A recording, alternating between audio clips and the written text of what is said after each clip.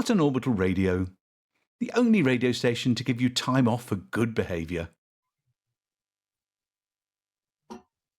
Spring has sprung, and all through the orbital, Huttoneers frolic and gambol through the corridors, greeting each other with a cheery "Hiya." We call it spring, but really it's just the time of year when the maintenance techs change the air scrubbers and everyone gets to breathe proper fresh air for a while. Many of the shops are selling chocolate eggs in all different sizes and colours. They even have a few collector edition leather effect ones. Gusto the Clown can be seen at the bar having his early evening pint of gin, while dressed in a gaudily stained bunny rabbit costume with one of the ears torn off. The window of the little bonsai brain tree shop is aglow with pulsation and as plants all get ready to bloom. All along the parade, the holo projectors have been reprogrammed, and now little fluffy bunnies and yellow chirping chicks meander around getting in everyone's way. No one knows who did it, but my money's on that weird kid with the bowl cut and the wonky cyber eye. Just then, one of the bunnies hops onto a crate, flicks its ears about and says, "What's up, Doc? Oh, sorry. Our mics are live." "Hey!"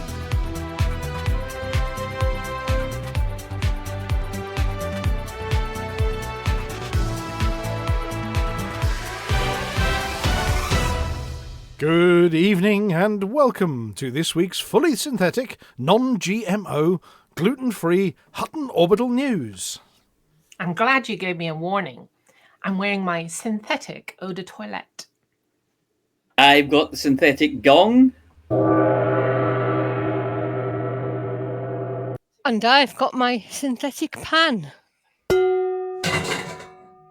Ow! That didn't feel very synthetic to me. I synthesised it out of iron. Here, I have some synthetic ice to keep the swelling down.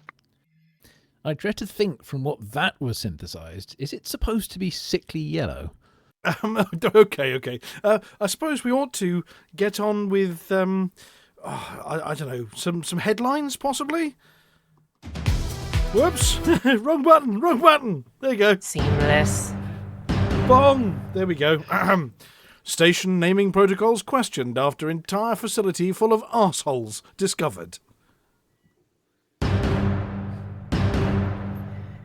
Brewer's bold new era of blunt force architecture.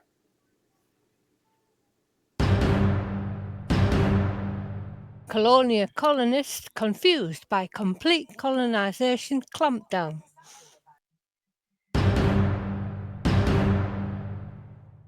New ship liveries now 87% flashier, but 0% more useful.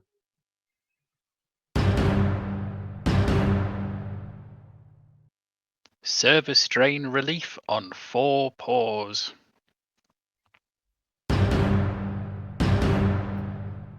You think with so many systems I'm reading that lot out, you've got another thing coming. But I'll do my best to summarise the BGS bits.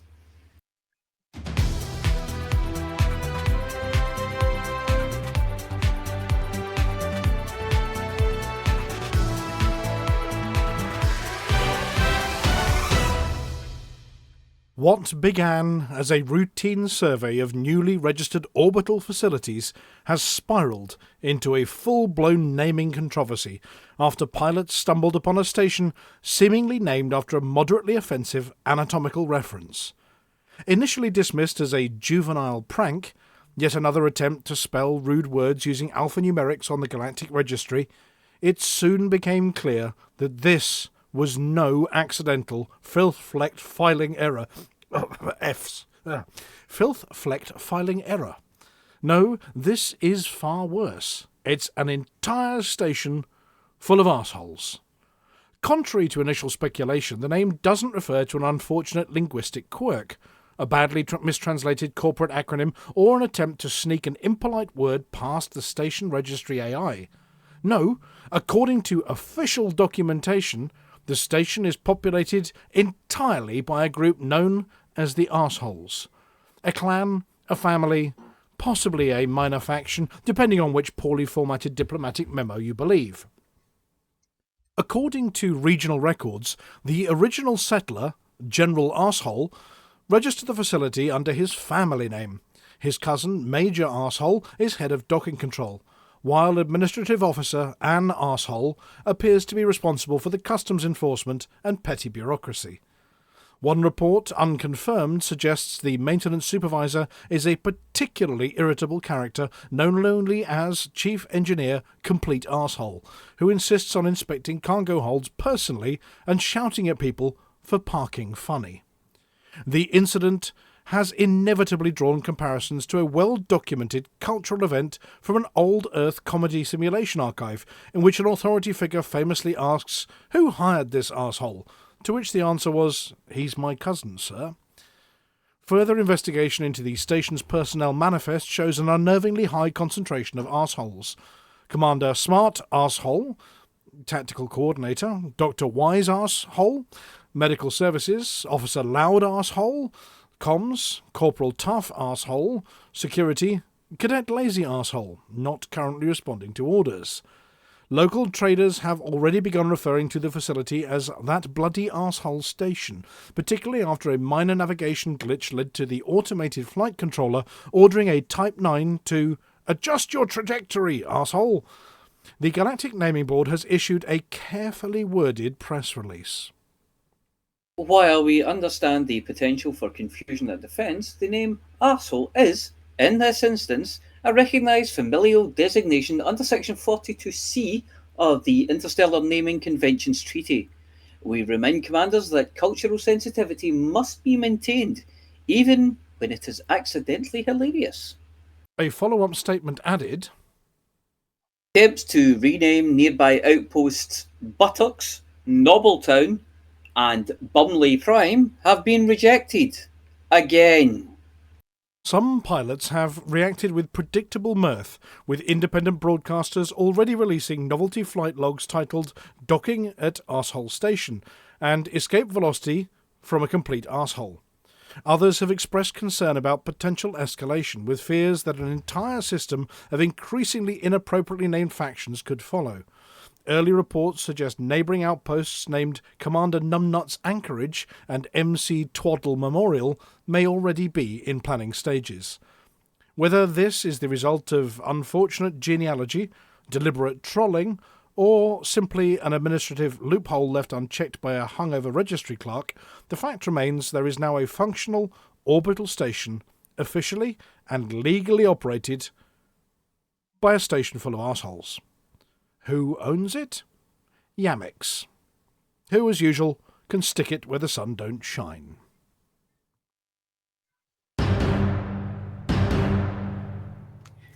Brewer Corporation, long considered the galaxy's foremost purveyor of prefabricated orbital structures, has once again captured the imagination of the galactic public. This time, unintentionally. A recent spat of newly constructed Coriolis stations has revealed a popular design feature: enormous struts jutting from the outer rim of the station, rotating with enough force to casually swat small ships out of the flight path and occasionally into nearby orbital traffic. These structural protrusions, colloquially dubbed noob hammers, have rapidly become the bane of distracted pilots, the delight of station spotters, and the accidental highlight of several flight safety seminars.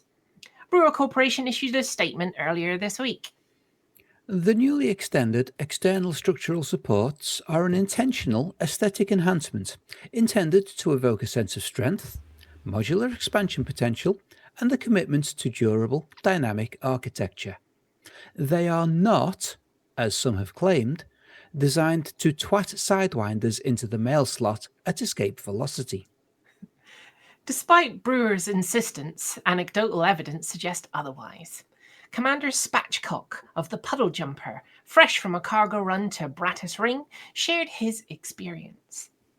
I was just lining up for docking, minding my own business, cup of synth tea in one hand, flight stick in the other, when wham! Next thing I know, I'm in a flat spin with 3 tons of bio-waste leaking into my cockpit and my T and 0G suspension. I didn't even see it coming, just a flash of girder and the smell of a soiled flight suit. Another pilot, Commander Trixie McBoom, offered a slightly different perspective. I think it's brilliant. I sat in the local instance just watching the traffic go by. It's like a ballet performed by blind rhinoceroses with boosters. 10 out of 10 would laugh again. In response to the rising number of incidents, a representative of the Pilots Federation has reportedly begun exploratory simulations into whether the centrifugal force of these rotating struts could be weaponized. Unofficial minutes from a recent internal meeting suggest the following proposal was floated. If we affix waste disposal containers at the end of the struts and add propulsion retrofits, we could, in theory, launch unwanted detritus, refuge, exploding trading licenses, or particularly tedious pilots into deep space at high velocity. Also, it would be funny. While no official plans are in place, engineers have reportedly begun referring to the idea informally as Operation Yeet Bucket. Meanwhile, Brewer Corporation has doubled down on its commitment to robust orbital expression, announcing a further series of station designs including the Coriolis Mark III, the Smackening, featuring additional asymmetric load-bearing spars, and what one promotional leaflet describes as boldly kinetic architectural elements. Pilots are advised to exercise caution when approaching these structures, avoid loitering in the rotational arc, and under no circumstances attempt to selfie on the end of a noob hammer during peak rotation. One enterprising entrepreneur has already begun selling commemorative mugs bearing the slogan, "I survived the noob hammer." Mostly. Supplies are limited. We hand over to Commander Volcarius for one more scientific explanation of noob hammers.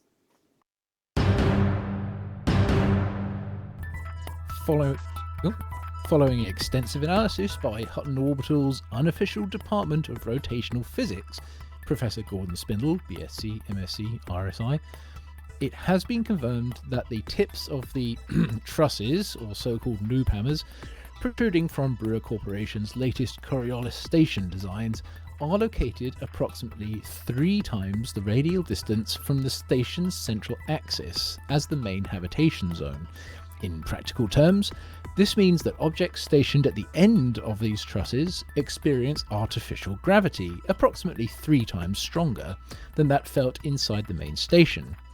Assuming angular velocity remains constant and nobody's accidentally leaned on the rotational governor again while looking for the kettle switch, this hypergravity environment opens up an entirely new range of theoretical applications, most of which, sadly, have already been misused. This extreme G zone opens up a number of intriguing engineering opportunities, most of which, unfortunately, are now under formal investigation by the station's safety board. Number 1. High G Spa Treatment Facility. Advertised as the ultimate full-body exfoliation, this ill-conceived venture attempted to market hypergravity as a means to remove toxins, excess fluid, and the ability to stand unaided. Early clients reported a strong sense of well-being, followed by a strong sense of several slipped discs. Number 2. Industrial Centrifuge Waste Processor. Simply strap a bin to the end of the truss, insert organic waste, and watch it achieve escape velocity through sheer spin alone. Brewer's initial prototype inadvertently launched half a ton of decomposing canteen lasagna into orbit around a nearby gas giant. It's now classified as a navigational hazard. Number 3. Space Gymnasium. The Grab Booth 4000. Perfect for pilots who think 1G squats are for amateurs. Each repetition under 3G conditions builds strength, endurance, and a firm conviction never to do leg day again. A single press-up at the truss tip is considered an Olympic level event. So far the record stands at 1. Just the 1. Number 4. Hypergravity Ferret Breeding Program. An experimental initiative by the Interstellar Zoological Foundation aimed to see whether ferrets, when bred in high G conditions, became more dense, more muscular, or simply very annoyed. Results are inconclusive. The ferrets are now tunnelling into the metalwork and may be developing a society. Number 5. Rapid inflation, catering dough, proofing shelf. With the I'm not doing that. With the high G environment forcing yeast to mature at unprecedented rates, Brewer Catering Services attempted a galactic first: instant space bread. The first trial produced a croissant with the mass of a small asteroid and the tensile strength of titanium. A second trial was cancelled after the first one rebounded off the struts and embedded itself in the wall of Docking Bay 3. Number 6. Space Dunk Tank. Now banned. A recreational diversion in which volunteers were catapulted via high G armatures into large tanks of zero-G jelly positioned in orbit. Participants required reinforced bones, extreme courage, and a waiver the length of the legal textbook, winner of last year's most ill-advised morale-boosting activity. Number 7. Emergency Detritus Disposal Unit, EDDU. In the event of a reactor breach or biohazard spill, station personnel can now vent material directly from the noob hammer tip at terminal velocity. Not officially sanctioned, but used regularly, most notably during last month's incident with the experimental cheese. Number 8. High-speed courier launch platform. A Brewer intern reportedly used the strut as a makeshift launch rail to send a parcel directly to a neighbouring system. The parcel arrived in a mere 17 minutes. Unfortunately, so did the flaming remnants of the intern's courier ship. Further proposals include G-Force meditation retreats, spin farm agriculture, brackets plants not included end brackets, punishment rotations for BGS slackers, experimental centrifugal espresso maker.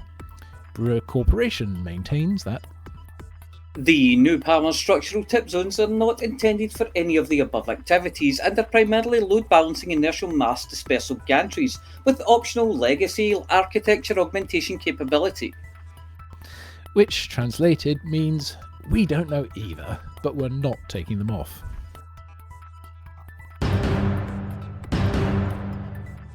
In what is being described locally as mildly irritating but increasingly suspicious, settlers in the Colonia region have raised concern over a baffling bureaucratic blockage: the complete prohibition of any further colonisation efforts in their sector.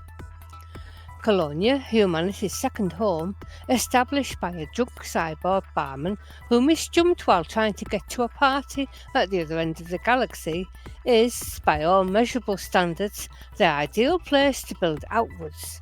It's surrounded by a positively indecent number of stars, relatively peaceful, and, unlike the bubble, hasn't been sneezed on by Thargoids or spattered with Federation tax audits.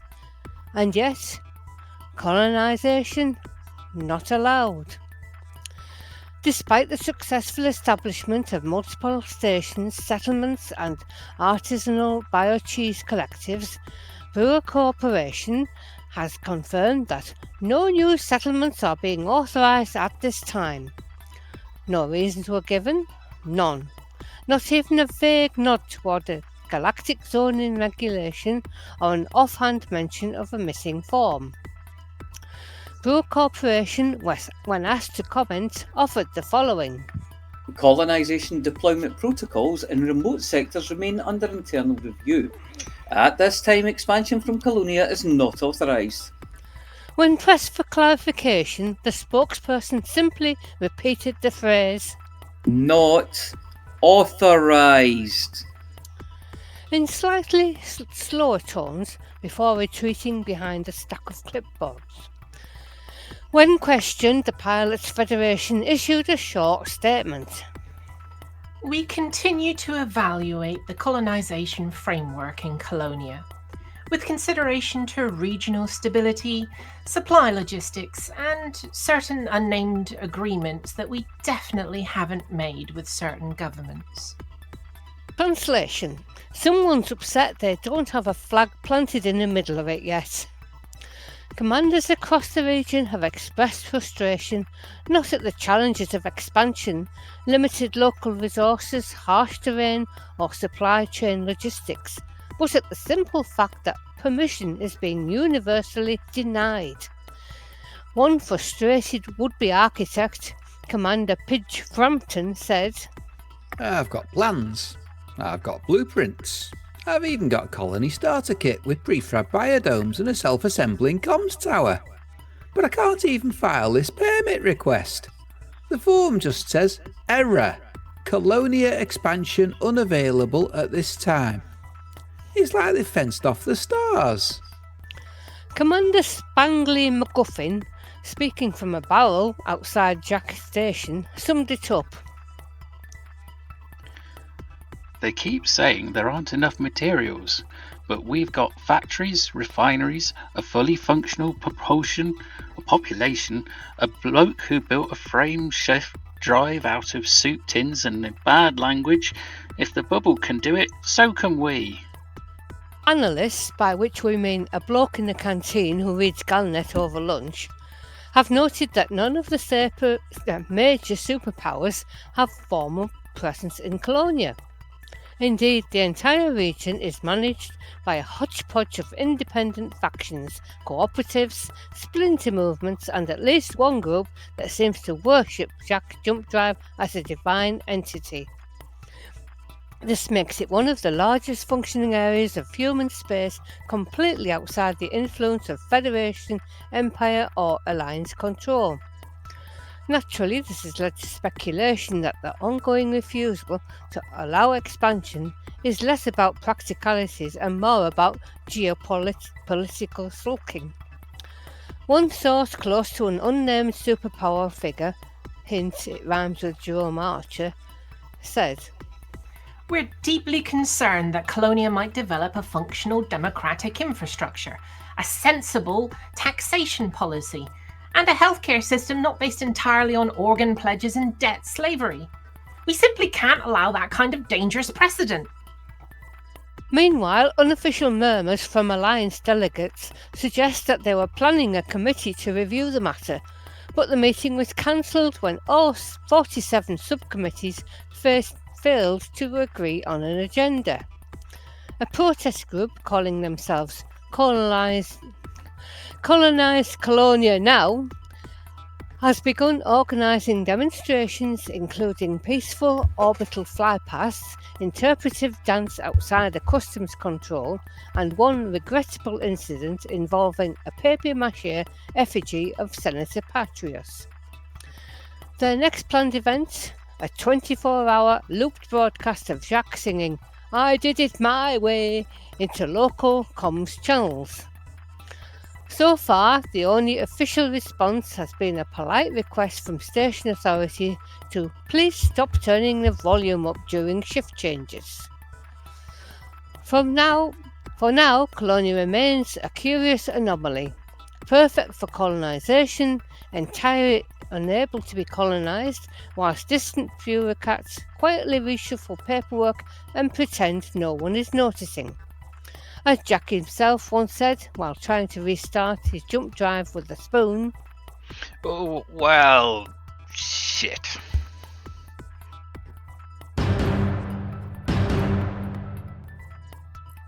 Gold is back, Commanders. Or at least something gold adjacent. A new range of ship liveries has landed on the galactic market this week, advertised as gold, golden, goldish, possibly shiny bronze, and in one case, a colour reminiscent of melted trophy plastic. These radiant reskins are available now for selected vessels, including the newly released Mandalay, a fresh entry to the pilot roster that comes, by default, in a shade best described as boring. Naturally, the first thing most commanders did was try to cover it in something a bit more flashy. Enter gold. While early promotional materials hinted at traditional electroplating methods involving a large vat of suspicious fluid, high voltage electrodes, and a technician named Derek in rubber gloves while shouting, "Not yet!" at the control panel. It has since been clarified that the gold finish is in fact a vinyl wrap, applied with industrial scale heat guns, precision drones, and in some cases, a suspiciously enthusiastic intern armed with a hairdryer and a box of credit card sized squeegees. One ship customization specialist explained, "The process is technically classified as adhesive-based aesthetic augmentation. But yes, it's a big sticker. Very shiny one, very expensive, slightly flammable." Owners of gold-plated vessels have been keen to point out the many advantages of aesthetics, which include increased dockside admiration from lesser ships, enhanced visibility in photo mode, a guaranteed 15% boost to smugness during landing approach, occasional accidental deflection of light-based weapons, though mostly because they bounce off the pilot's ego. Scientific tests confirm that the gold ship livery offers no increase to hull strength, no improvement in thermal resistance, no stealth advantage, quite the opposite in fact, and no resistance to Thargoid attention, pirate interest, or sarcastic comments in local chat. Commander Bartholomew von Sparklepants, who was already gold-wrapped his Mandalay, said, It's elegant. It's bold. It says, yes, I spent half a week's earnings on a colour you can see from orbit. That's the kind of pilot I am. Others are less impressed. Commander Crunchbucket commented, All these gold ships cluttering up docking bays like floating hubcaps. I preferred when pilots just painted their ships with matte black and brooded silently in a corner. To which Commander Matt Black added, Not even funny, you know. Meanwhile, shipyard engineers report a 40% rise in collision-related scuffs due to pilots trying to park without scratching the trim. Rumours are already circulating that a Platinum Prestige livery pack may follow, featuring iridescent chrome finishes, embedded glitter nanopolymers, and a price tag high enough to fund a small colony.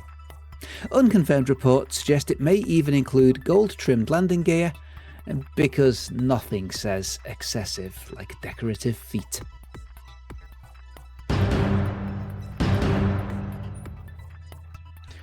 With the Trailblazers initiative ramping up and command consoles across the galaxy creaking under the strain, serious questions are being raised about the true cost of galaxy progress, specifically the well-being of the Pilots Federation hamster workforce. As every seasoned commander knows, the Pilots Federation's entire server infrastructure is powered by a vast array of hamster wheels, operated by a genetically stable population of exercise-prone rodents, an example of which you can see here. Until now, these diligent fluffballs have kept the galaxy spinning, literally handling everything from fleet carrier routing tables to station menu overlays. But following recent maintenance delays, odd stutterings during fleet carrier scheduling, and colonization services mysteriously going offline mid-toast, murmurs have grown louder that the hamsters are no longer coping. One unnamed infrastructure engineer reported, "They're giving it everything, but some of the older hamsters have had to take early retirement. Geralt fell off his wheel during a server reboot and now he just lies on his back making small clicking noises." The situation has led to a rise in what technicians describe as RPM deficiency events, or, to the rest of us, everything taking ages and looking a bit broken. In response to the mounting load, rumours have emerged of secret bioengineering programs aimed at creating a new generation of high-output server rodents codenamed Mega-Hamster. Leaked imagery obtained by Commander BL-1P appears to confirm the project's existence. The creature in the image he sent us, clad in an advanced bionetic exosuit and seated with what appears to be a high-efficiency control chamber, represents a dramatic leap in performance rodentry. Key features include reinforced titanium wheel interface pores, thermal resistant cheek pouches, neural uplink to mainframe, the ability to deadlift a server blade. Oh, come on, that's nothing. Unofficial interim documentation suggests that Mega-Hamsters are capable of sustaining 12 core processing loads at a sustained sprint, and they have reportedly replaced entire clusters of standard rodents at key data centers across the bubble. One technician, speaking under condition of anonymity of mild sedation, commented, The old ones nibbled sunflower seeds. The new ones snack on protein slurry and motivational slogans. They don't sleep. They optimize. With Mega-Hamsters rumoured to be powering core systems, pilots may notice subtle improvements, such as 0.3 seconds faster menu transitions, slightly less flickering in the mission board, the soothing hum of confidence from a rodent that can bench press a data array. That said, during peak demand, performance may still degrade if hamsters are having their mandated chew block enrichment break. When questioned on ethical implications of biochemical hamster augmentation, a spokesperson from the Pilots Federation offered the following. These hamsters are living their best lives. Enhanced diet, climate-controlled habitats, and access to tiny recreational treadmills for downtime. Honestly, they're better off than most pilots. One whistleblower has alleged that the project was originally developed under a misfiled research grant labelled Extreme Gerbil Gymnastics, and only pivoted to server enhancement after someone accidentally connected a wheel to a relay node. As server loads increase and colonization expands, it seems the future of galactic computing lies not in quantum algorithms or AI systems, but in bigger, better, biologically enhanced hamsters in exosuit armor. The only question now is, what happens when they demand a pay rise?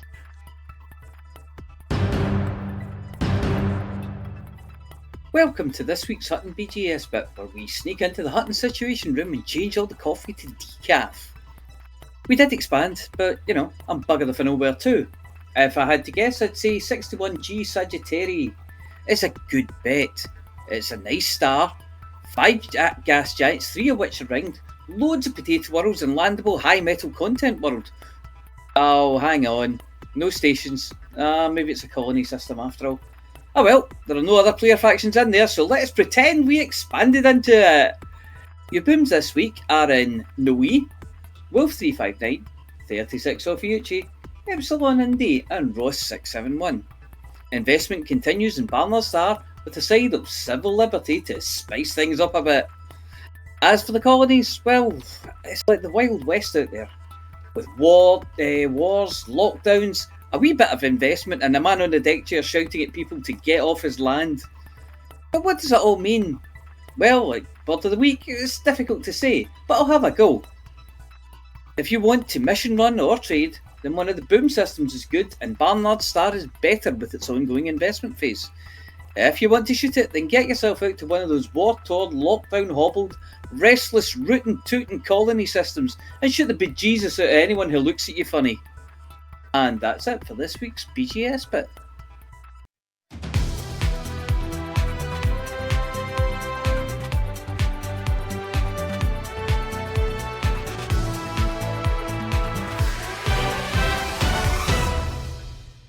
Well, thank you very much, everybody. I don't know what happened to the wibbly wobblies during that one. They were off, and then they turned on. But hey, we've got the wibbly wobblies back. And talking of who's back, well, I'm back, and Valkarius is back with a whole article this week. Yes. Yeah, apparently so. Yes. That's in addition to the space facts that will be later in the show. Surprise! Ooh. I'm going to go I and grab haven't seen myself a those. drink because somebody gave me lines in every story and I couldn't do it before. So I'm going to go and grab a drink and then I'll be back. For the space news, Oh. yeah. We've also got Amelia. Hello, Amelia. Hello. Hello. I think you've been at the rares again. I think Steve's feeling better this week, isn't he? We'll see. Yes. We've got Maybe not for Flossy, long. Hello. who may or may not have some CG news / updates / information about what may or may not have been handed out. We've got Litho Breaker, who's been at Hello. the drinks cabinet. Yep. Yep. And we've got Little Grey. Good evening, Little Grey. Good evening. Those poor hamsters. Who they never asked for They're that. living Flossie said they're living their best life.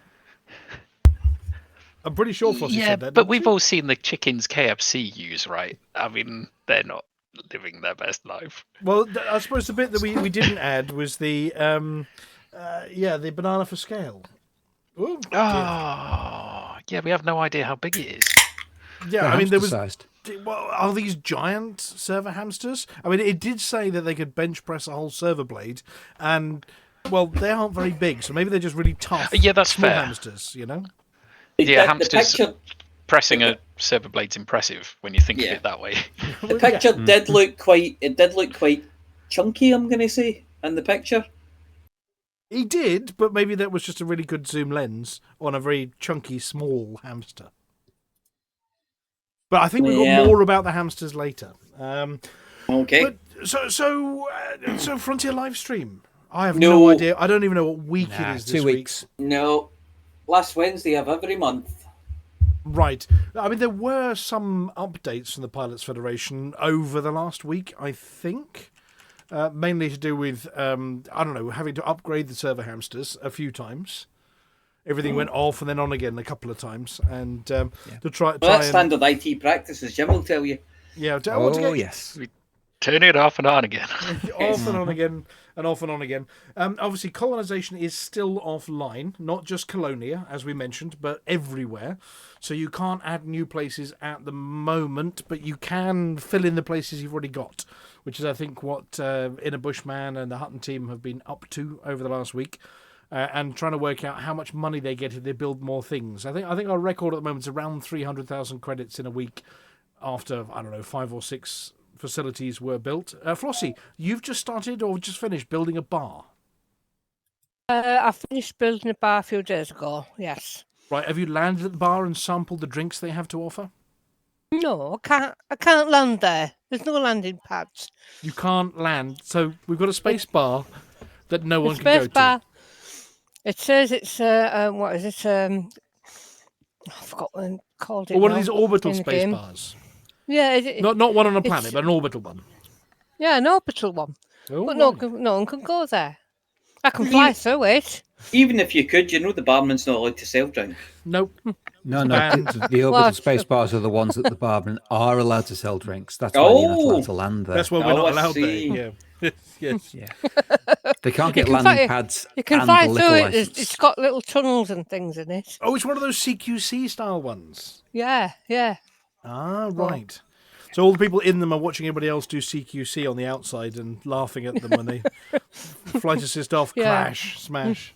I think my latest one. I'm building a research. I don't know. It's a biological research facility that might or might not be used by the Galnet Rares Digest. So the Galnet Rares Digest might have an official planetary base sometime soon. Amelia. Sorry, Just say for that you. again. I said the Galnet Rares Digest might have a planetary research base, which I'm just putting final touches to Ooh. at the moment. So once that's finished, we may have to rename it. Galnet Rares Digest HQ. If your name's Steve, beware. Yeah, is that where we grow the spare Steves? Yeah, it's where we grow the spare Steves in Cloning special facility. domes. Yeah, absolutely. So yeah, I mean, I think the consensus is that colonization is really popular, and lots of people are doing lots of it. They want, it to be turned back on again so we can go out further. But they gave some stats out, I think, in recent news updates. about how many had been built since they started it. So, 26,684 claims were made before they switched them off, which means 13,000. So about half of them have already been colonised. So people have finished about half of them. 24,000 new starports and outposts have been built. 14,000 surface installations. And 983,599,593 units of cargo have been delivered to construction sites, and that's just Flossy.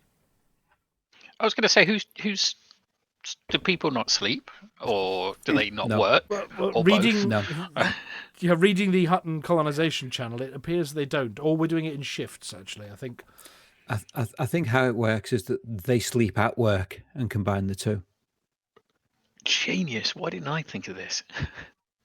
Something like that. Snooze on the job. What? Don't tell people what I'm doing. Well, put it down. You're going to hurt yourself. No, I mean about the sleep. I meant the sleeping and work part. She's not a hamster. Right. Oh, hamster. He's hamster. He's not. He's a rat. He's hamster. He's a rat. He's Siberian. He's hamster. Yeah. Anyway, so yes, all the stories are true. Server hamsters, I believe, were upgraded because fleet carrier jump times went back down to 15 minutes after this week's update. They were sitting at around, I don't know, an hour and a half, I think, at one point. But there is a secret trick to actually getting your carrier to jump. When it says there are no available slots. Don't tell everyone. I was going to say the trick which gets less effective the more people know it. So, yes, you've got to pick exactly the right second on the clock to click it. That's all we're going to tell you. Yes. 27. Yeah, one of the seconds on the clock is the right one to click. And when you click that one, you might get a slot before everybody else, unless everybody does it, in which case no one's getting a slot. The carrier jump times have improved. The stations are now finished, I think, so they're no longer got sort of drapes over everything and scaffolding around the outside. I think they're all finished now, apart from Alec Turner's one. We did mention it last week, that he's discovered that when you build one of the building sites, it's got banks and ramps, a bit like one of those old BMX tracks with banked turns on it. And he's not going to finish his one because it's far better to race around it with all the lumps and bumps and banks and things on it. So Somebody's going to go in and finish that now, aren't they? Oh, no, don't do that. Oh. If none of you do it, I will. Well, he'll have to make another one then. But so Alec Turner's deliberately not finishing his one off for the moment. But I suppose having done one, he can always build another racetrack. I mean, all you have to do is put down the claim. You don't actually have to deliver anything to it. It's going great guns. Who here has got their own system? Who's got a flag? Felcarius, have you stuck a flag in anything yet? I've helped several other commanders, but I haven't bothered doing my own. Amelia, have you put a flag anywhere useful? No, not really. What about Flossy has? Yeah. Yeah, you've got one on the Hutton Bridge, haven't you? Yes, I have, yes. And by the way, this bar is labelled as a civilian installation. As opposed to a civil installation, because it's very uncivil. Well, if they won't sell me beer, it's decidedly uncivil. Well, yes. Well, full of civilians. Litho, have you managed to stick a flag in anything? No, I've delivered a few bits and pieces to a few others on the bridge, but no, I've not got one of my own yet. And Gray? Don't be silly. Don't be silly. You're helping out as well, are you? Well, yeah. So we have got Inner Bushman and others. I think I did see Inner Bushman in the chat. Yeah. Yep, and apparently we had that earlier question about how much cash you get. Inner Bushman says he gets 310k credits with 9 facilities. Well, that's not bad. I mean, it depends. I think there's sort of different values associated with different things, but you get a few systems on the go. That'll be enough to pay for your fleet carrier. Yeah, that's 10 systems will give you about 3 million. If you get up to 30 systems, you've covered the basic carrier. Yeah. Yep. I mean, I suppose my next one after I finish the Galnet Rares Digest HQ might be to attempt to do one of the space stations slowly and see how we go, because I think I've got enough of the points that I have to accumulate to get one. But we shall see whether I build an asteroid base or, I don't know, something with noob hammers. What are they called? Trusses? Well, the interface calls them dual truss and quad truss in the context of a Coriolis. So apparently they're called trusses.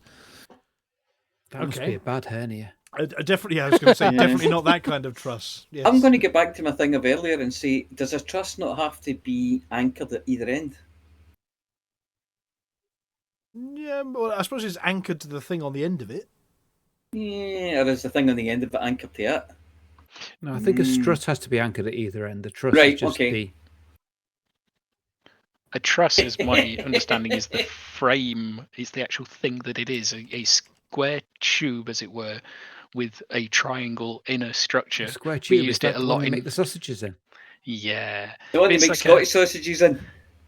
Well, the technical definition is a truss is a framework of interconnected elements, typically triangles, designed to distribute weight evenly, while a strut is a structural component that resists compression forces. Ooh. Yeah, it's not going to be under compression, is it? If it's all the way out on a limb. Well, No, it's it's neither pulling of the them. other way. It's neither of them. In which case, it's a noob hammer. That's it. Yep, that's right. Yeah. Yep. There we go. Especially for Valkyrius. But yeah, I remember it was a Scorpius stream. We built a not a pirate base, is what he named it. So it was a little outpost. Is that one of the ones with the holograms over it? I think it was just a. I think it was just a basic outpost. This one has the bar. Holograms all over the place.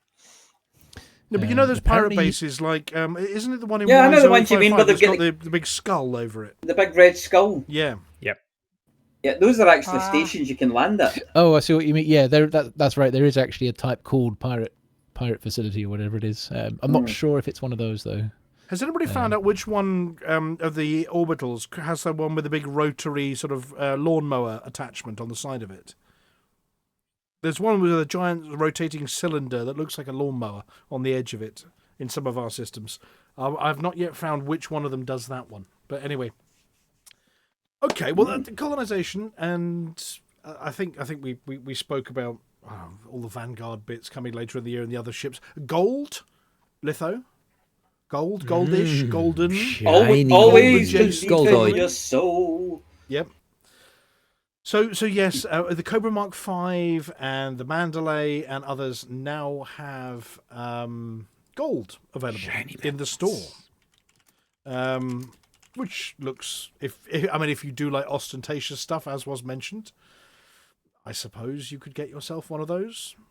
It is a wrap. Mm-hmm. There are no benefits. But it looks No, there never are with paint jobs. No. Of course there's benefits. It looks pretty, you get to feel smug, you can scuff it on the way in and people point at you and laugh.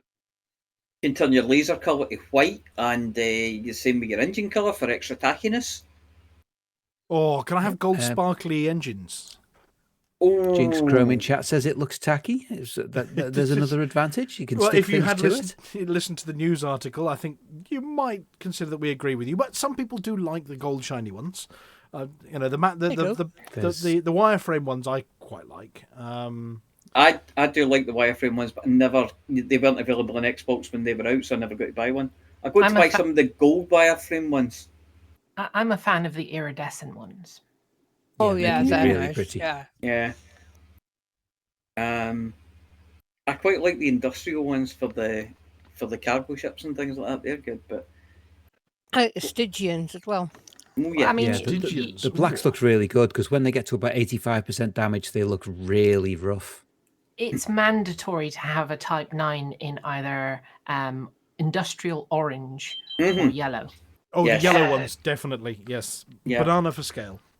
I used to have one of my favourites was Type 6 in gold with a whale tail spoiler on it. And this was your favourite because... It was hideous. Unfortunately, since our broadcast about the gold, it seems to have taken the store for gold things offline. We're not accepting the blame for this one. Apology, officer. We are very, very sorry that the online store has redacted its offer of gold paint jobs. Just Too bad, before so the sad. news, yeah, just before the news article, it was online because I was looking at it, nicking the picture for the news article. So at some point between us talking about gold and me wanting to look at it now, yes, it's gone offline. Have we caused such a rush that they've brought the server down with all Well, of the demand? We may or may not have done that with the ECM tickets numerous times over the years. Yes. Taking the store offline. Oh, we got no ducks. I've just noticed no ducks have come through just now on the ECM tickets. We did have an update on the numbers, which I shared with you quietly earlier. Does anybody remember what the number was about how many have already bought tickets to go to ECM? Yeah, It was 138, was it? 137. 7. With Quick, 5 somebody buy a months. ticket so he was right. Yes, well, it's now 139, I think. But yeah, that's with 5 months left to go. Or actually, that's 137 more than we had this time last year, because we weren't actually on sale yet. So it's going to be a bumper one. So if you haven't considered coming along to have a bite to eat and loads of games and fun and food and stuff with loads of other Elite Commanders, don't forget you can. But there are Elite- plenty of tickets still available. There so, are, yes. We've got go more ahead, space. Sign up and book away. Yep. So elitecommunitymeet.info. I suppose we ought to do some space news. Have we got some this week? We might Yes. I think we have. We might do. Don't know, I've not read them yet. I don't know. I've got a space news button. Let's hit the space news button. Let's see what we got, shall we? When you don't know where to get more space news, space news, space news, space news, space news, space news, space news, space news.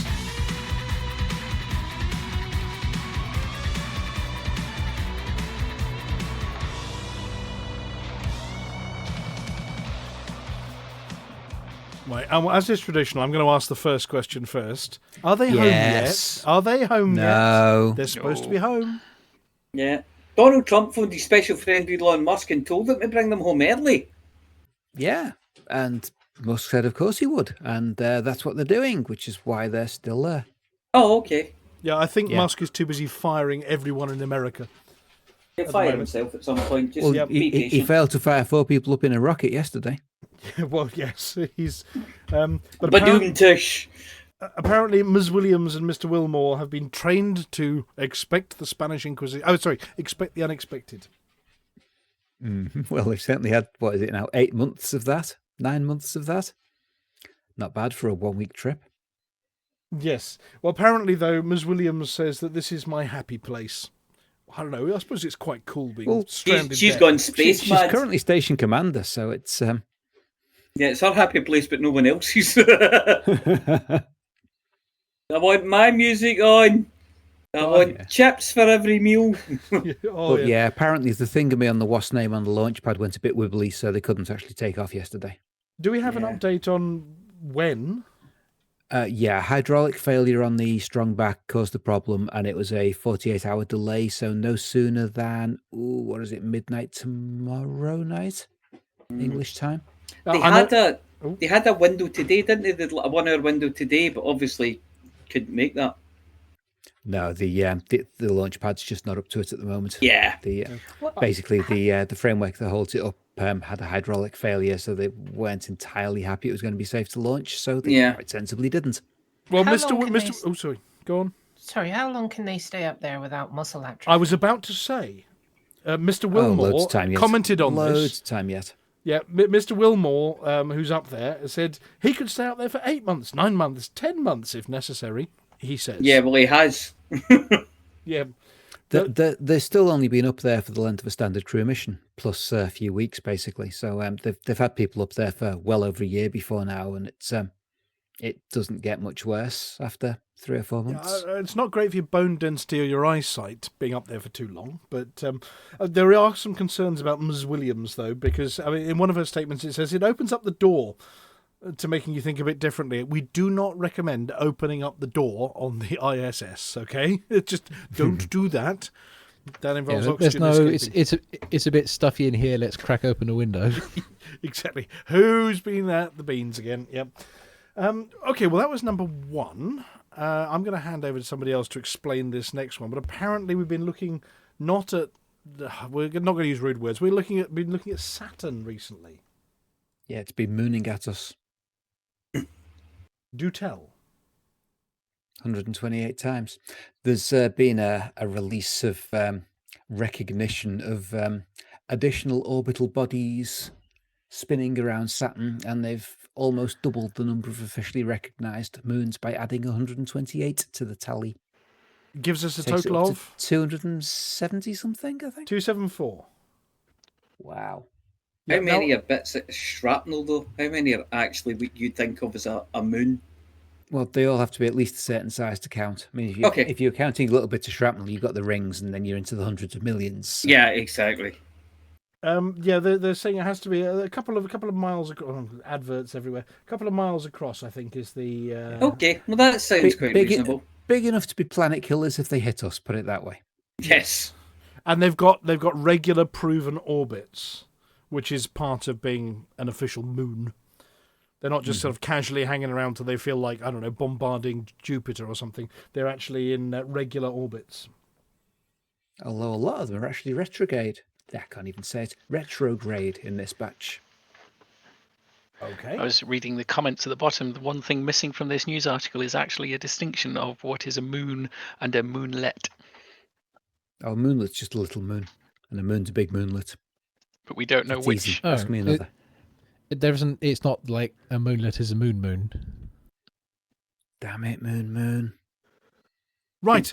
Well, the next one. Inner Bushman is claiming that Pluto is a planet, which doesn't answer the question of whether it's a moon or not. It is a planet. It is a dwarf planet. Yeah. Dwarf Yeah, planet. exactly. So could you have a dwarf moon? You could have a shepherd moon. Can you have a dwarf moon? Can you have a sheep? Well, Sharon is orbiting a dwarf planet, so I guess that makes it a dwarf planet moon, which is close enough to being a dwarf moon. I suppose so. Right. Or the next one. Amelia, did you catch this one? I didn't. You didn't. Okay. It's a blue ghost. Okay. Here we go. Left its sheet in the washing machine with a blue sock. Somebody explain what a blue ghost is, then, please. It's a ghost that's left its sheet in the washing machine with a blue sock. Oh no. It's a spaceship. It's A real one. And it landed on the moon, it did, as you can see it doing right now. Scorching That is a a nice cool little video. hole in it. It's... Did it fall Quite. over? No, that was the other one. There seems to be a lot of interest in the moon all of a sudden, and I haven't quite worked out why we're suddenly all so interested. I do. People are generally going back there. Because you can stick a flag in it and then build a space bar. Oh, of course. Yeah, I think that most Americans are so interested because China's going back there. Space Race 2. Yeah, and of course the latest rumor out of Electric NASA is Boogaloo. that- yeah, the latest rumor out of NASA is that this time around, Trump, who set off the moon race last time he was in office, he's now going to say, scrap the moon, let's go to Mars instead. Is that because his buddy with the silly T-shirts told him that? Yeah. Yeah, Probably. I could not possibly comment on that. But yes. Well, talking of moons, our last space news this week is about a moon, but it's a well-known moon. Not a moon. Here we go. There's a moon. Is it the Death Star? It's a potato-shaped moon. Potato. Yep. It's Mars's moon, Is it- Deimos. They've managed to actually I get always a really thought good... it was pronounced Demos. Deimos. Demos. Cobra. Sharon. Yeah. Kraken. No. I have a cracking Cross, Noob Hammer. Potato. I Who have calls an it a potato? Nobody says calls it potato. that. Nobody calls it a potato. Anyway, I have an impromptu this space is a fact. potato, isn't it? I have an impromptu space fact about Phobos and I would say Deimos. It's Deimos, kind of I say Germanic, Deimos, suppose. If you get a push bike on them and get a ramp and cycle up it, you'll hit escape velocity. Alec Turner, calling Alec Turner. Commander Alec Turner. Yes. Gonna be summoned All you need to is an Mars. SRV and slightly uneven ground. Well, There we go. If But you yeah, want so- space facts about Demos, then you might be interested in the fact that it's only going to be around for another few million years. Oh. Phobos is spiralling out from Mars and gradually slowing down. Deimos is spiralling in towards Mars and gradually speeding up. Yeah. And in 7 to 10 million years, it's going to turn into a ring, and then it's going to turn into a ring of craters around the equator. Wow. Ooh. Right, here we go. So behind Deimos, it says in the picture, is the bright Terra Sabea region of Mars, which is close to the planet's equator. Now, for anybody confused, yes, it's blue. Mars isn't, but it's an infrared image, which is how they got it, using the Hera spacecraft, which got quite close. But that is Mars, even though it's blue. So there we go. Anybody got any other space news for this week? No, I was just zooming in to see what their stickers were on their laptops to work. I don't know why I felt the need to do that. Oh, right. Okay. Right. End of space news. And then we're going to hand over to Valkyrius. I think you've got something for your... I've got some music for it, I think. Space Facts. Yes, I have. So I'm going to turn off the space news. Hang on a second. When you don't know where to get more space news, space news, space news, space news, space news, space news, space news, space news.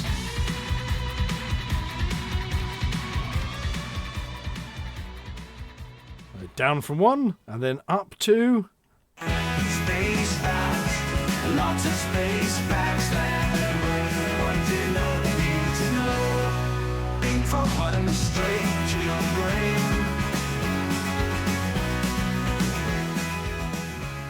I think you pressed the wrong button. Space Facts. How is it wrong? It's right. Oh, no, it's supposed to be... It says Valkyrius' bit. There isn't one. Yeah, I was going to say. We did kind of change the run order a little bit. Oh, but it that's said fine. Valkyrius on it. We can we can go with it. Welcome to Space Facts. This week mistranslated to Scottish, but then translated correctly back to English. Listeners are assured that a Huttonish translation was the original plan, but we thank you for your understanding that our sponsors would have cancelled us for using too many, shall we say, trucker words. The topic this week is How very Sol dare 3. you. The topic this week is Sol 3, that barren wreck of what remains of humanity's cradle. Some say that there are many planets like it, but that one is ours. This is at least half true, insofar as there are many like it, but might makes right, and might says they're all ours. Fact number 1, measured by radiometry of meteorites, Sol 3 is just over 4.5 billion years old. Not much younger than Sol itself, at 4.6 billion years. That's in Sol 3 years, by the way. This is hardly surprising, of course, given that Sol 3 was formed by accretion from the clouds of dust and gases remaining after Sol itself formed. Fact number 2. The orbit radius of Sol 3 around its star was the basis for an old distance measure called the astronomical unit. This was an absolutely amphigoracal idea because the orbit of Sol 3 is actually slightly eccentric and varies between 491 and 507 light seconds. Even worse, that variable unit itself became the basis for the parsec, or parallax arc second, another distance unit defined as that at which a distant star would move by 1 arc second in angle if Sol 3 moves by an astronomical unit. The AU was later fixed at 499 light seconds, which did also fix the parsec at 3.26 light years, but it's all really poppycock anyway, because light years predate parsecs by almost a century, and as any commander knows, history really hasn't favoured the latter. Fact number 3. The difference between Sol 3 and a straight-up water world is only 29% of its surface. About 71% of Sol 3 is covered by water, and by volume that accounts for over 96% of all its water. Most of the remaining water is also just ice caps and glaciers.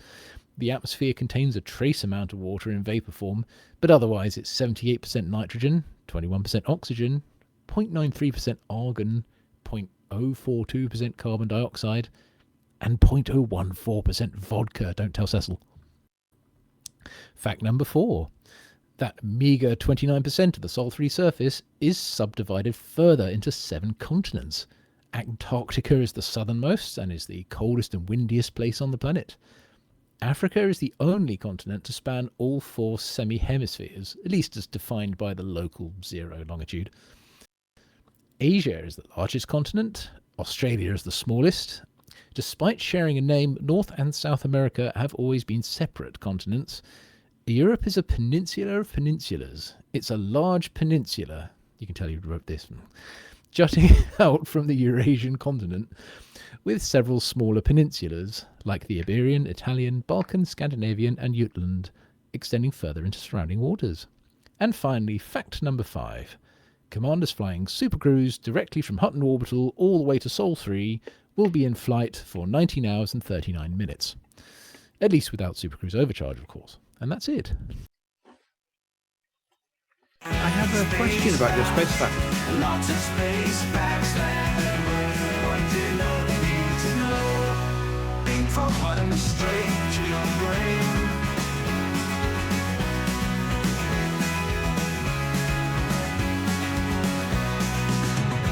Beam from bottom straight to your brain. I have a question about that space fact. Yeah.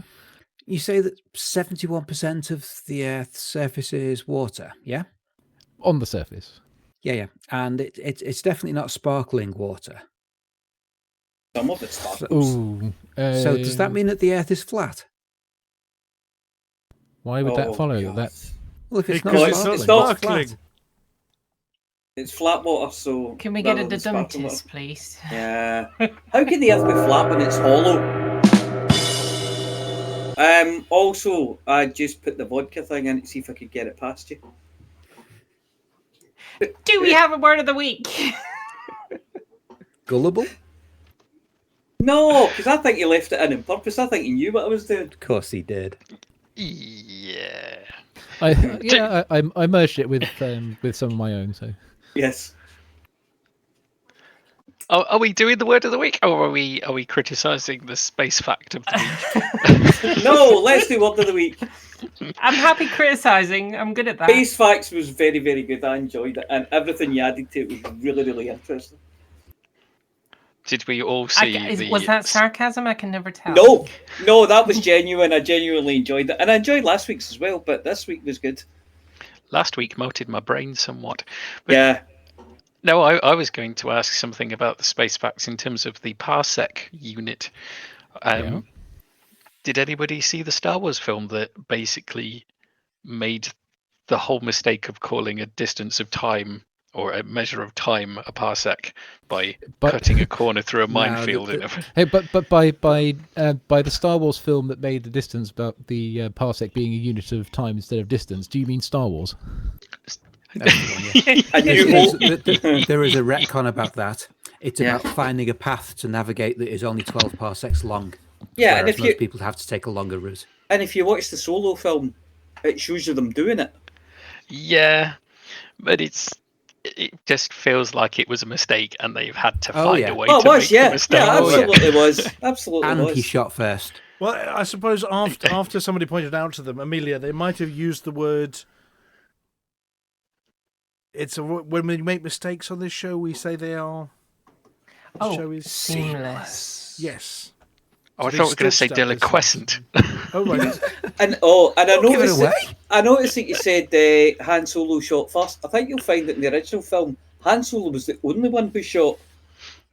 Well, obviously, because not like Greedo. could Yeah, shoot the guy was after. dead by then. Yeah. Yeah, but in the remake or the enhanced version or whatever you want to call it, they both fired a shot. Whatever you want to call it. I don't want to call it anything. I don't want to acknowledge it exists. No. Oh, hold on a second. Do we have a word of the week? Aardvark? It's still not aardvark. No, we have got a word of the week. It's deliquescent, a word I can actually say. Ooh, and what does that mean? It's meaning becoming liquid or having a tendency to become liquid, and possibly sounding familiar. I was going to say, did we do this one? I don't know. Anyway, can you use it in a sentence, please? We did this one. It was after Rambunctious and it was before Taupe. So Shut up! Shh. You just Use it watch in a me use this in a sentence, sentence. Again. Following the use of strong chemicals and a tenderizing hammer, Hamish. the blockage in cubicle 3 finally became deliquescent enough to be flushed. Again. For those of you who are curious on the spelling and the meaning, it is currently coming across your screens in the form of a little ticker tape headline. Hooray! Hey, I did just ask Mr. Dusty for an image that represented what you wrote there, and then it's not broadcastable. Oh, please share it in the private chat. No, he also can't spell. Oh no, he has. He's actually come up with a new word as well called tenduescent, which I think is made up. Mr. Dusty, go back in your cage. Right. Put that picture in the chat though. Our chat, not Oh, that chat. not their yes. chat. Our chat, yeah. Yeah, I will have to. Hang on a second. I'm doing that. I'm multitasking. Oh dear. Oh no, This is not multi-failing. There we go. There's that one.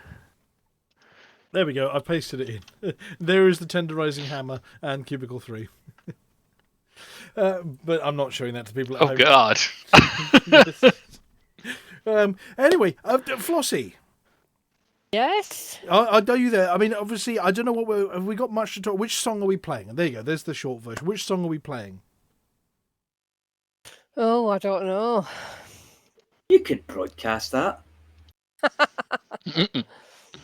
That was the clean version. Might- It's the tenderizing cliticals is it the yay or the nay button, Flossie?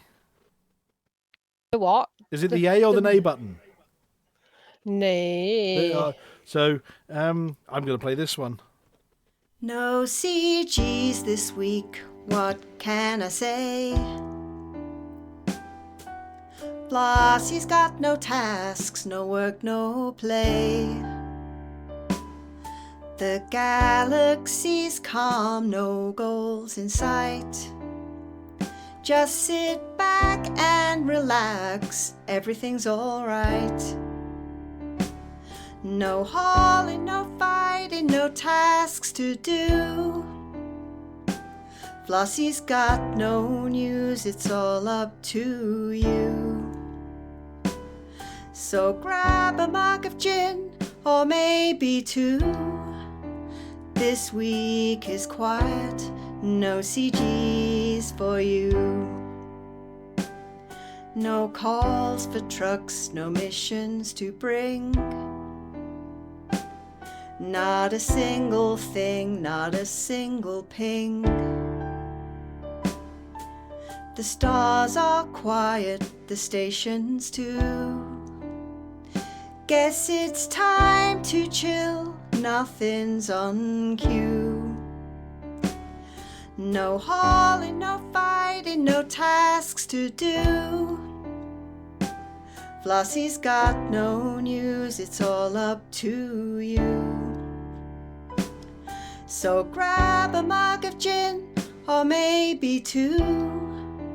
This week is quiet, no CGs for you.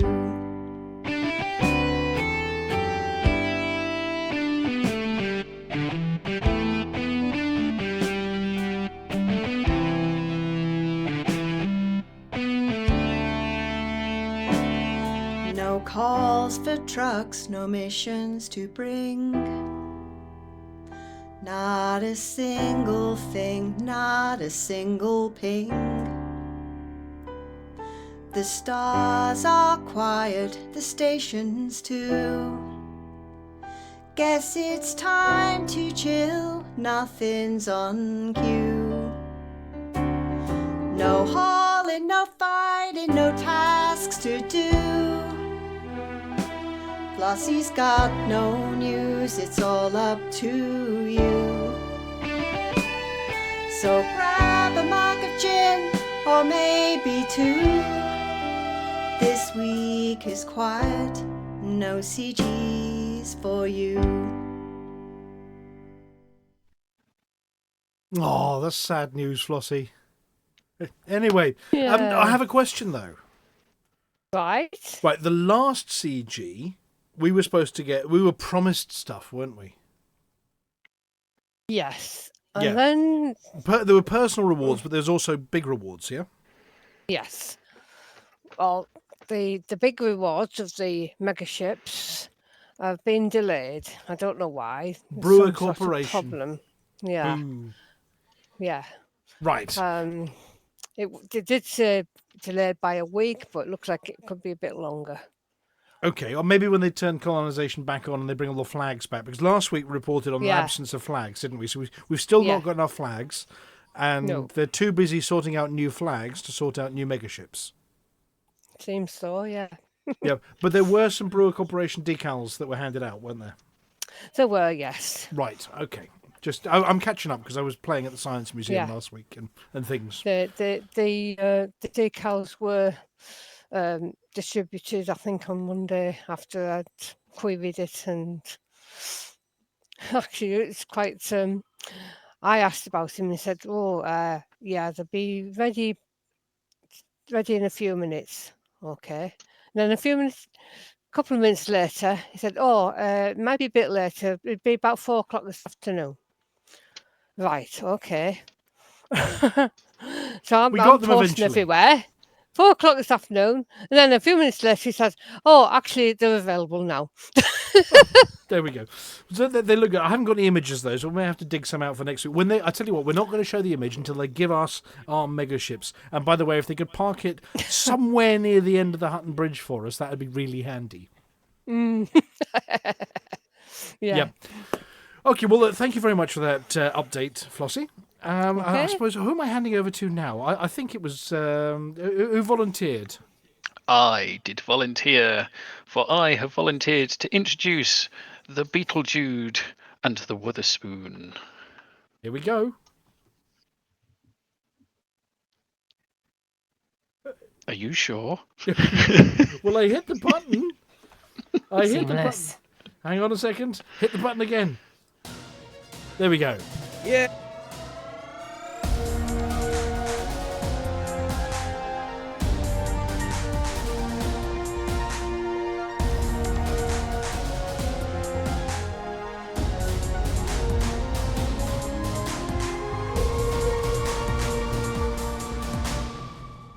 Galnet News Digest, 13th of March, 3311. We read the news so you don't have to. In this week's news, the partially suspended colonisation trial is hailed as a remarkable success. There are growing signs that there may be Thargoids living among us. And we get some bare metal paint jobs for the 4 new ships.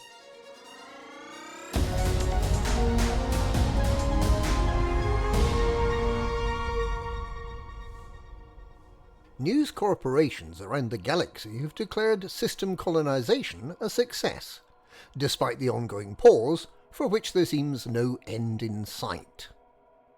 Writing in the Federal Times, Harlow Nasri welcomed the opportunity the colonization of new systems has given to those displaced from Sol and surrounding systems by the Thargoid invasion.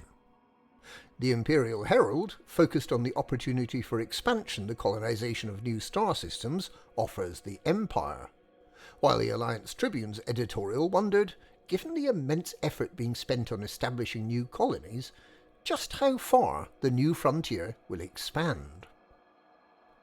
The answer to that last question is not at all, at least for now, as the ability to colonize new systems remains on hold following its suspension just a week after the initiative started. The Pilots Federation has said it's unable to give any timescales for full resumption, but reminds system architects of existing colonies that they can continue to develop new settlements within those existing systems. There are some issues with the placement of starports and with the clarity of documentation, and the Pilots Federation remains keen to receive reports from system architects experiencing problems during this trial period. Brewer Corporation, manufacturer of starports, which is sponsoring the initiative to colonize new systems and build more starports, has announced that in the first 2 weeks, 26,684 systems have been claimed, 13,165 systems have been successfully colonised with the primary starport completed. 24,037 new starports and orbital outposts have been built. 14,216 surface installations have been commissioned, and an amazing 983,599,593 units of cargo have been delivered to construction sites. Brewer Corporation shares rose sharply following the announcement.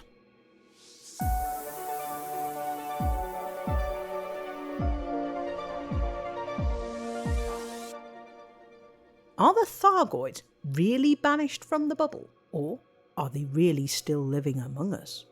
There's growing evidence that they might still have a presence in the bubble. Though of course, the Thargoids have never really gone away. Thargoids can still be found torturing wrecked megaships in systems such as Desiat. But this is a small and widely tolerated presence, unconnected with the invasion of 3308. Yesterday, Commander Cupper Walnear experienced a strange green light at the end of his hyperspace tunnel when jumping from Hurlio to Hujona. The ship wasn't close to any known Thargoid presence, and there were no Guardian or Thargoid artifacts on board. The jump completed normally, with no indication what the light might have been. As reported yesterday by the Burr Pit, Commander Darkest Wired reported seeing a significant number of Thargoid combat zones in the Tikurua system, on the hubward side of the bubble. The CZs persisted for some hours before they mysteriously vanished. The system now appears to be a perfectly ordinary independent system, under the patronage of Prime Minister Edmund Mahan.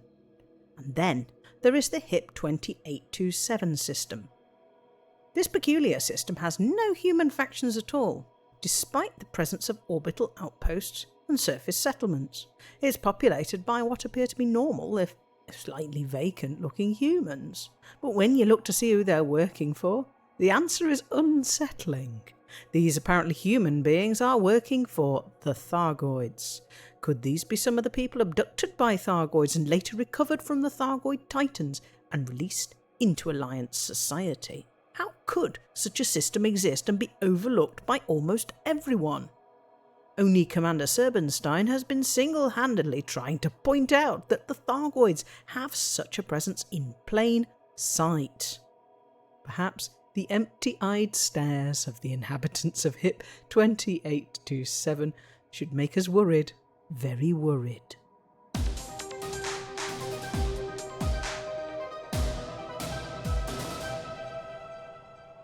Commanders who bought the 4 Super Cruise Overcharge optimised ships that were released in 3310 might have been wondering when gold and chrome paint jobs would become available. Well, there's something almost as good.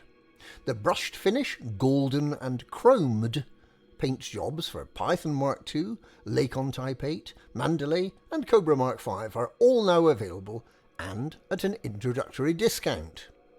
If you haven't spent all your arcs renaming your new starports and outposts, you might like to take a look at the store page and see if there's anything there that you might like. And that's this week's Galnet News. Galnet News. We read the news so you don't have to.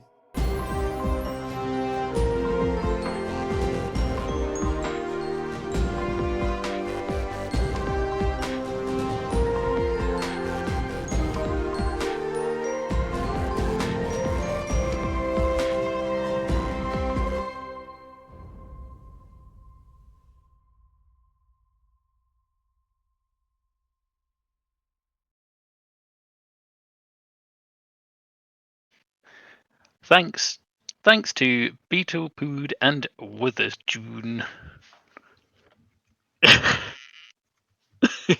How many can we make?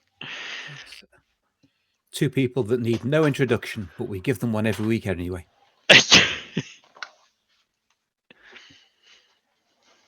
And an introduction.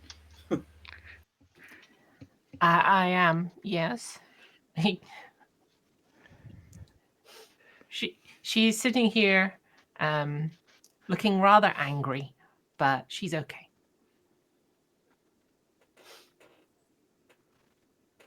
Yes.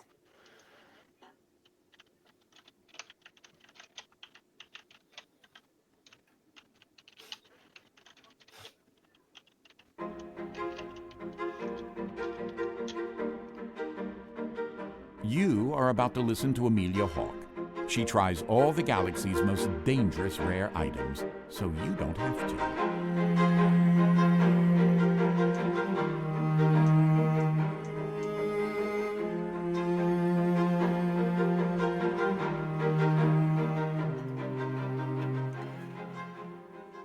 This week, in my ongoing efforts to uncover the galaxy's most obscure and frequently inadvisable rare commodities, I find myself on the research moon of Spindle Mark 9, a remote and windswept rock orbiting an entirely forgettable gas giant. It's home to the Centrifugal Bioadaptation Center, a facility that specializes in performance-grade rodent augmentation, because apparently that's a thing now. Their latest contribution to the rare goods catalogue is something called the Server-Mega-Hamster Genetic Starter Culture. Try saying that 10 times fast. A substance so niche that this shipping label includes a pronunciation guide, a flammability warning, and a brief philosophical disclaimer. I met at the docking bay by the facility's lead geneticist, Dr. Grobnik, who ushers me inside with the sort of wild-eyed enthusiasm usually associated with long-term isolation and a fondness for overcomplicated science. He was very excited when he told me that the starter culture forms the genetic foundation for the now infamous Server-Mega-Hamsters, those bionically augmented rodents rumored to be powering the latest wave of high-performance server clusters. He explained, in outrageous detail, that the culture contains enhanced mitochondrial strands, a cluster of hypertrophic RNA, and something he refers to only as Zoom juice. He insisted that the result was a rodent capable of running faster, lifting more, and glaring harder than anything previously considered rodent adjacent. I'm being taken to a viewing gallery that overlooks what appears at first glance to be a standard hydroponics vat. It isn't. It's a gene tank the size of a Type 7 cargo bay, filled with orange nutrient broth, sparkling electrodes, and several floating embryos that I'm assured are already capable of sprinting laps around the tank. Grobnik told me earlier that they're trained from gestation, and that most of them can already outperform a junior lab assistant in a wheel sprint. There's also a dedicated training room just down the corridor containing a scaled-down obstacle course, a high-intensity treadmill, and what appears to be a hamster-sized motivational speaker mounted on the wall. I don't ask. As is traditional, I'm handed a sample. This one is labelled Server-Mega-Hamster Culture. Soluble. It looks like a little packet with biohazard samples on it.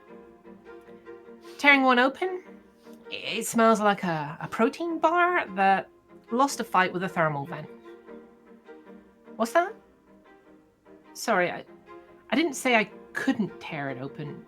Look, here, Steve, you take it. I need to wash my hands, apparently.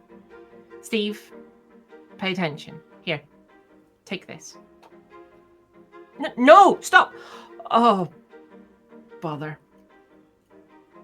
Steve, everyone has developed a sort of passive immunity to exotic compounds over the years, mostly through repeated unintentional exposure. Unfortunately, on this occasion, he appears to have mistaken the packet for his cup of soup thickener sachet. And he stirred it into his drink before I could stop him. Steve, for the love of... Don't drink that! Okay, the results are immediate. Steve's pupils have dilated. His arms are twitching and he's vibrating at a frequency usually reserved for hummingbird wings. Oh, crap, he's ran off. Okay, he's completed a lap of the facility before security can activate the containment net. And now he's alphabetized 3 months of lab reports. And now he's attempting to bench press a vending machine. Sorry, what's that, Dr. Grobnik? What does within expected behavioral parameters mean? I mean, yes, you're obviously very pleased. Mooncake, no! Do not chase Steve!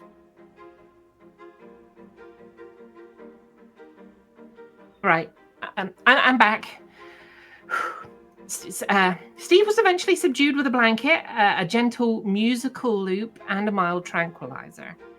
He's currently resting under the sample table and occasionally growling at power conduits. His nose is twitching rather adorably, and from what I can tell, he's got at least 3 days of sandwiches stuffed in his cheeks at the moment. Either that or a very nasty case of the mumps. The Server-Mega-Hamster genetic starter culture is now officially available in extremely limited quantities.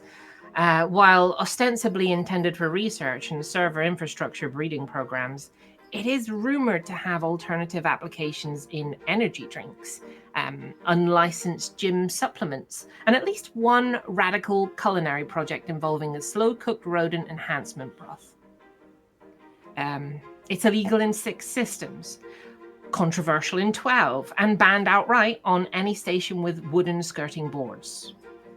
Which, well, the reason being it was following a containment incident involving a test hamster, a wheel, and an unguarded air vent. This is Amelia Hawke reporting for the Galnet Rares Digest.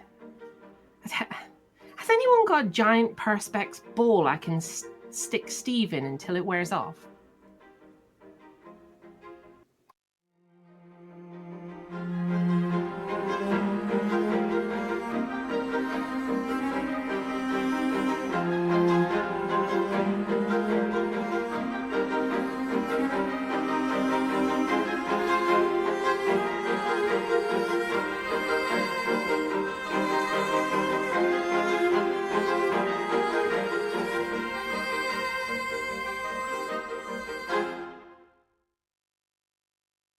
So now you know. Now we know. Now you know. Now you know. Yes. Now we know. That's where the super mega, what are they? Server mega hamster genetic starter cultures are applied to server mega hamsters, or maybe they were just server hamsters. Yeah, soluble. And yes, we grow mega hamsters from them for better servers. Right, and there were definitely no seams in the last bit where I was talking to thin air and you could hear me, but nobody else could at all. Definitely not. No seams at all there. Shh, we don't mention that. Right. Well, thank you very much, everybody. It's been fun. Steve, I'm sure, will be better sometime soon. But are we going to go and raid somebody at the end of the show?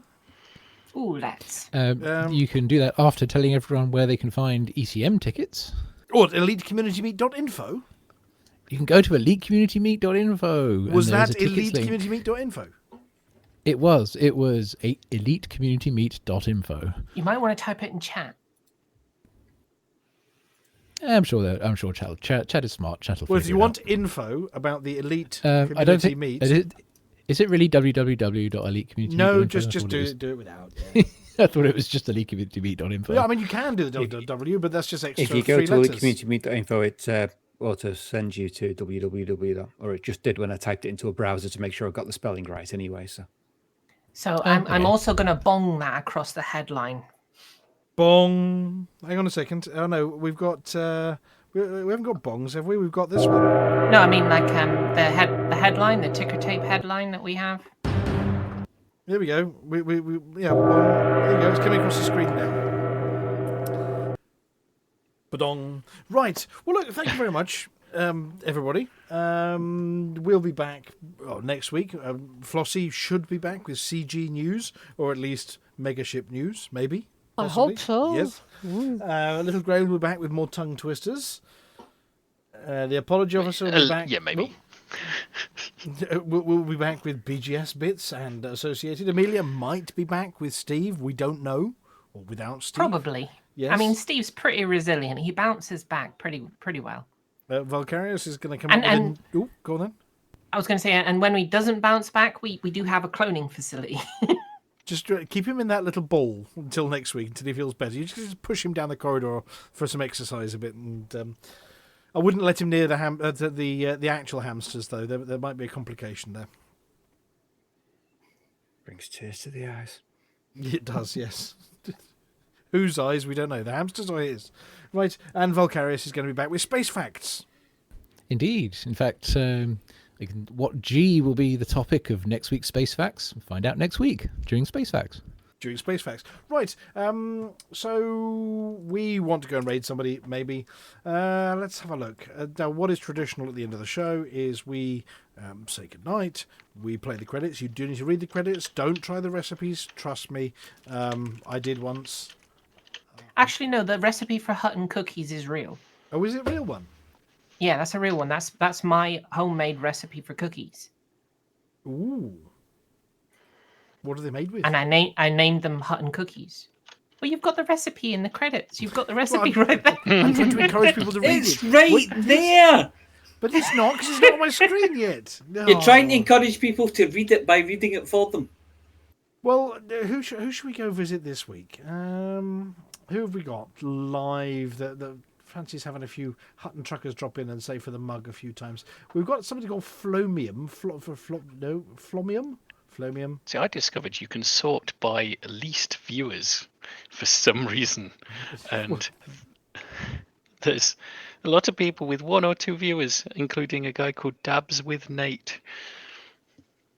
It would give him a surprise. Nate's probably the one viewer. We want to pay asteroid mining. What do they look like they're doing? Asteroid mining? No, this is Ghost Squad. No, he's colonializing. Is Mr. Dabbing? Well, we've got somebody called Wingbreaker here, getting up to date. They look like they're in one of their newly built systems or something. Ooh. Let's go visit Wingbreaker. Right, so we're going to play the credits and then hang around towards the end of the credits, and we'll go and raid them. Give them a hearty for the mug. You'll need to now that we've mentioned it. You'll need to make sure that the Hutton cookie recipe is in there. I can't do that. That's Lithobreaker's territory. I wouldn't step on his toes. Everything's in there. It's all in there. It's random. No, it's whatever's in the kitchen at the moment. But just to clarify, the recipe for Hutton cookies is my own recipe for Hutton cookies, and you can cook them, and they should be served with a mug of gin. Perfect. Well, we'll have to see whether we can get Commander Hardy to bake us some. Isn't Commander Hardy, or possibly even the Harry Ballsack? They're very simple. Yes, both of whom are coming to ECM this year, and they are the resident Hutton bakers. Right. Well, thank you very much, everybody. Yeah, absolute master bakers. Master bakers. For the mug! For the mug! I've got to find the button. Where's the button? Mug. It's in there somewhere. Mug.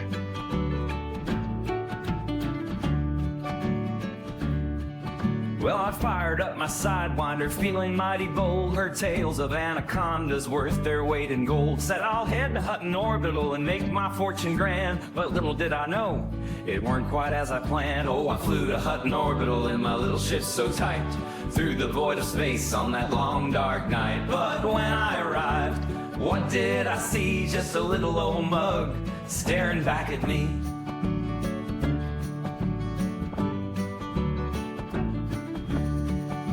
They said, come to Hutton, son, and get your big reward. An anaconda ship, you'll be the envy of the board. But as I landed gently, my dreams began to fade. For all I got was a mug and the memories we made. Oh, I flew to Hutton Orbital in my little ship so tight, through the void of space on that long dark night. But when I arrived, what did I see? Just a little old mug staring back at me.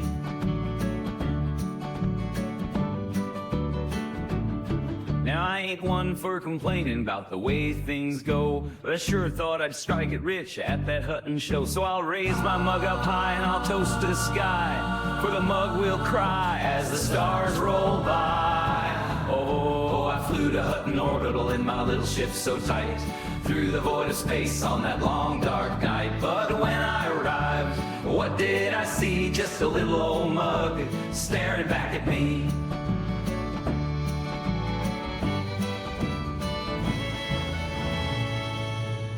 So here's to all you pilots, dreaming big and bold. Just remember, at Hutton, your fortune might not unfold. But take it in your stride and enjoy the ride. the mug we'll shout with country pride. For the mug. Ladies and gentlemen, that's the end of the show. Everyone's buggered off. Why don't you you bugger bugger off off too?